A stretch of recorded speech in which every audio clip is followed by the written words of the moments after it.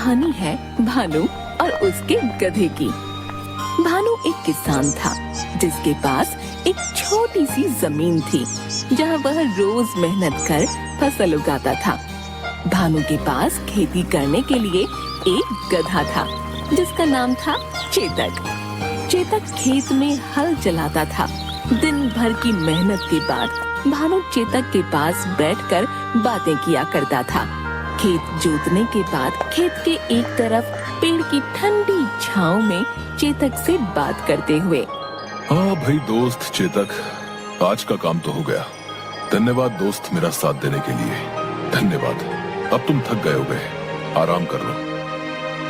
भानु बहुत ही खुश और संतुष्ट था, लेकिन भानु की खुशी उसके पड़ोसी विक्रम से देखी नहीं जाती थी। विक्रम वैसे तो बहुत अमीर था, उसका खेत भी बड़ा था और उसके पास खेत जोतने के लिए मशीन भी थी, लेकिन वह हमेशा यही सोचता था कि आखिर ये भानु इतनी छोटी सी जमीन पर खेती करके खुश कैसे रहता है। मेरी जमीन इतनी बड़ी है और मेरा अनाज भी ज्यादा हुआ था, फिर भी उन पैसों से मैं संतुष्ट नहीं हो पाता। शायद ये गधा उसकी खुशी का कारण है। जब देखो गधे से बातें करता रहता है। विक्रम भानु के पास गया।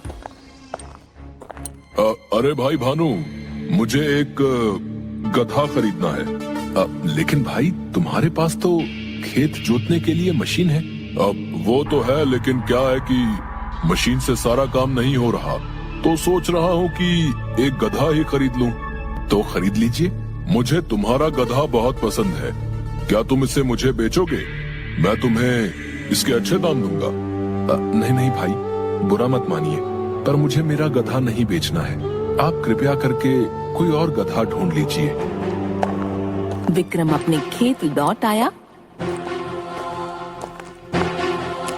और वह सोचने लगा, हो न हो इसके गधे में ही कुछ बात है जो भानु इसे बेचना नहीं चाहता। लेकिन मैं तो इसके गधे को पाकर ही रहूंगा। अगर इसकी जमीन ही नहीं रही तो ये खेती कैसे करेगा और अपना गधा मुझे बेच देगा। उस रात विक्रम ने छुपकर भानु के सारे खेत जला दिए। अगले दिन जब भानु ने अपने खेत देखे तो वह फूट फूट कर रोने लगा। हे भगवान, ये क्या कर दिया? अब मैं खेती कैसे करूंगा? विक्रम भानु की ऐसी स्थिति देखकर बहुत खुश था। अब आएगा ऊंट पहाड़ के नीचे। देखता हूँ अब अपने प्यारे गधे को ये कैसे नहीं बेचता है। विक्रम नाम है मेरा, विक्रम। कुछ दिन बीत चुके हैं और भानु अपने पास जमा सिक्के गिन रहा है। मेरे पास तो सिर्फ 15 ही चांदी के सिक्के हैं। इससे तो सिर्फ कुछ समय और मेरा घर चल पाएगा। मुझे चेतक को बेच देना चाहिए। उसका नया मालिक उसे भरपेट खाना तो खिला पाएगा। ऐसा सोच भानु चेतक को लेकर बाजार की ओर निकल पड़ा। भानु के हाथ में सिक्कों की पोटली थी। कुछ समय चलने के बाद भानु ने सोचा, मेरे पास सिर्फ 15 चांदी के सिक्के हैं। अगर ये भी कोई लूट ले तो मेरे पास कुछ नहीं बचेगा। बेहतर ये है कि मैं इस पोटली को चेतक के गले में बांध दूं। भानु ने सिक्के की पोटली चेतक के गले में बांध दी। कुछ दूर चलकर भानु एक ढाबे पर रुका। उसने वहाँ कुछ खाने का निर्णय लिया और चेतक को बाहर एक पेड़ से बांध दिया। जब भानु खाना खा रहा था तभी ढाबे का मालिक बाहर आया और वह चेतक की ओर ही देख रहा था। तभी चेतक के गले से एक चांदी का सिक्का गिरा। ढाबे का मालिक चौंक गया। अरे ये क्या? चांदी का सिक्का देने वाला गधा। तभी एक और सिक्का नीचे गिरा। अब तो ढाबे के मालिक को विश्वास हो गया कि हो न हो ये एक जादुई गधा है। अरे ये जादुई गधा है।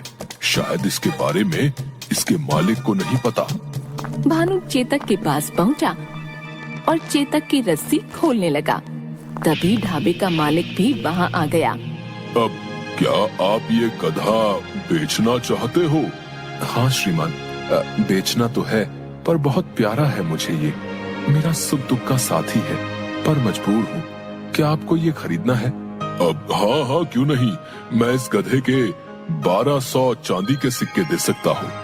क्या 1200 चांदी के सिक्के? हाँ हाँ दे दीजिए। ठीक है, मुझे सौदा मंजूर है। भानु को गधे के बदले 1200 चांदी के सिक्के मिले। सिक्के लेकर भानु मंडी गया और उसने 4 भैंसें खरीदी। भानु बहुत खुश था। वह भैंसें लेकर गांव लौटा। भानु ने भैंसों का तबेला खोल दिया और दूध का व्यवसाय करने लगा। धीरे धीरे भानु अमीर हो गया और उसका पड़ोसी ईर्ष्या के मारे मरा जा रहा था। भानु का गधा उसके लिए जादुई गधा साबित हुआ।